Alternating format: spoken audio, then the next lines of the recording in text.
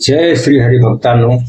अधिक मास आता समाप्तीच्या अगदी जवळ आला होता. फक्त 2 दिवस उरले होते. गावोगावी भक्तीचे वातावरण होते. मंदिरात मध्ये घंटानाद घुमत होता. भजन कीर्तन नामस्मरण सुरू होते. प्रत्येक जण आपापल्या परीने श्रीहरींना प्रसन्न करण्याचा प्रयत्न करत होता. पण त्या दिवसात श्रीहरी पृथ्वीवर घडणारी एक वेगळीच घटना पाहत होते. एक अशी घटना जिच्यातून जगाला कळणार होते की श्रीहरींना वस्तूचे मूल्य नसते, भावनेचे मूल्य असते. एका छोट्याशा तुळशीपूर गावात जानकी नावाची एक गरीब मुलगी राहत होती. तिचे वडील लहानपणीच वारले होते.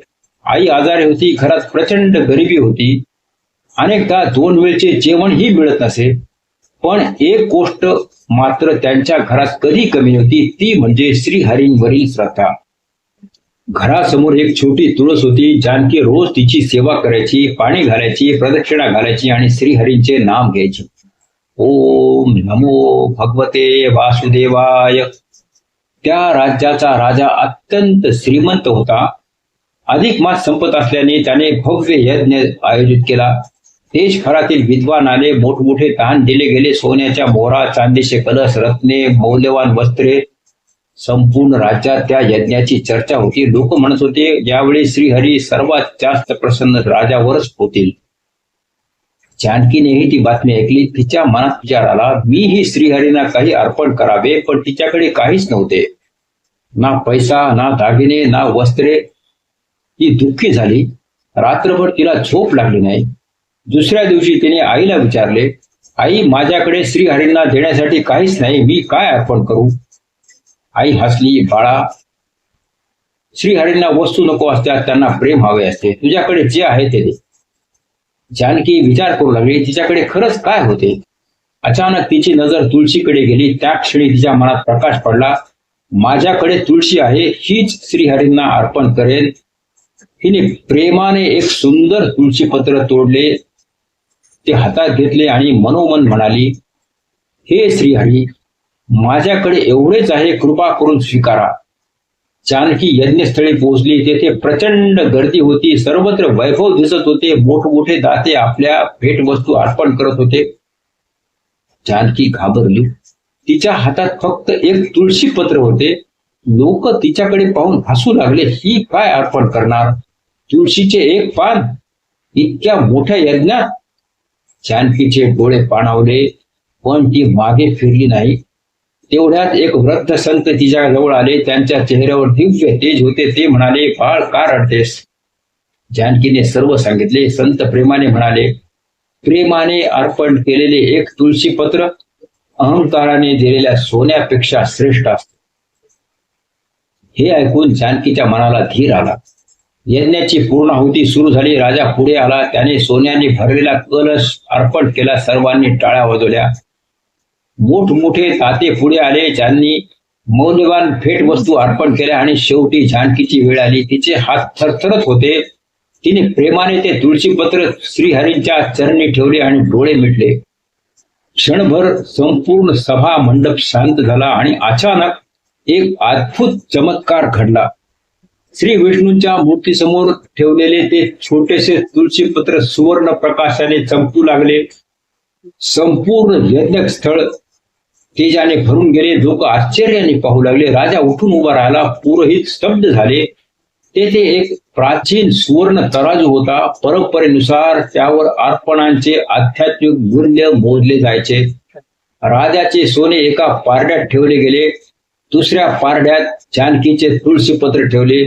सर्वांना खात्री होती सोन्याचे पारडे खाली जाईल, पण आश्चर्य, तुळशीपत्राचे पारडे खाली गेले. सोन्याचे पारडे वर राहिले. संपूर्ण सभा मंडपात एकच खळबळ उडाली. तेवढ्यात आकाशातून दिव्य आवाज घुमला, मला सोन्याचे वजन दिसत नाही, मला भावनेचे वजन दिसते. या तुळशीपत्रात प्रेम आहे, श्रद्धा आहे, समर्पण आहे. म्हणून हे दान सर्व दानांपेक्षा श्रेष्ठ आहे. सर्वांच्या अंगावर रोमांच उभे राहिले. राजा नम्र झाला. तो जानकी समोर आला.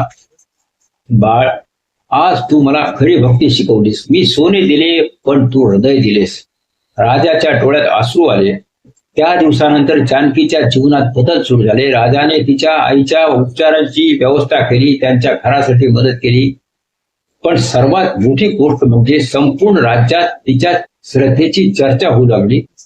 लोकांनी जाणले श्रीहरींना श्रीमंतीपेक्षा भावना प्रिय असतात. त्या रात्री नारद मुनी प्रकट झाले. ते म्हणाले, जानकी, तुझे भाग्य तुळशी पत्रामुळे बदलले नाही, तुझ्या प्रेमामुळे बदलले. प्रिय भक्तांनो, आपल्यालाही अनेकदा वाटते माझ्याकडे काही नाही, मी काय अर्पण करू.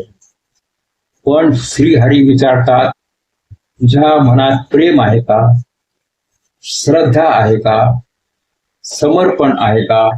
कारण एक तुळशी पत्र, एक प्रार्थना, एक नामस्मरण हे कधी कधी हजारो सोन्याच्या मोहरांपेक्षा अधिक मौल्यवान असते. अधिक मासाच्या शेवटच्या दिवसात श्रीहरी आपल्याला एकच गोष्ट शिकवतात, अर्पण मोठे नसावे, मन मोठे असावे, वस्तू मौल्यवान नसावी, भावना मौल्यवान असावी.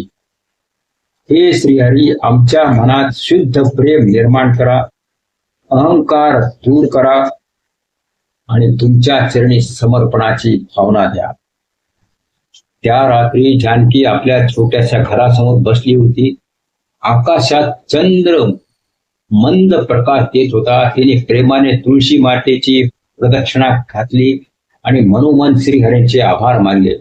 अचानक तिच्या मनात एक विचार आला, आज श्रीहरींनी माझे तुळशीपत्र स्वीकारले, पण खरं तर त्यांनी माझी भावना स्वीकारली. त्या क्षणी तिला समजले की भक्तीची श्रीमंती धनात नसते, ती हृदयात असते. जो भक्त प्रेमाने एक तुळशीपत्र अर्पण करतो, त्याचे अर्पण वैकुंठापर्यंत पोहोचते. आणि जो अहंकाराने सोन्याचे पर्वत अर्पण करतो, त्याचे दान मार्गातच थांबते. कारण श्रीहरींना वस्तूंची किंमत दिसत नाही, ते भक्ताच्या मनातील प्रेमाचे मोल पाहतात. त्या दिवसापासून जानकीची कथा संपूर्ण राज्यात भक्तीचे प्रतीक बनली आणि लोक म्हणू लागले, तुळशी पत्र लहान असू शकते, पण श्रद्धा मोठी असेल तर श्रीहरी स्वतः प्रसन्न होतात. भक्तांनो, हा व्हिडिओ आवडला असल्यास लाईक करा, शेअर करा आणि भक्ती सुगंध चॅनेल सबस्क्राईब करा आणि कमेंटमध्ये नक्की लिहा, श्रीहरी माझे प्रेम आणि श्रद्धा स्वीकारा. जय श्रीहरी, जय पुरुषोत्तम. ओम नमो भगवते वासुदेवाय.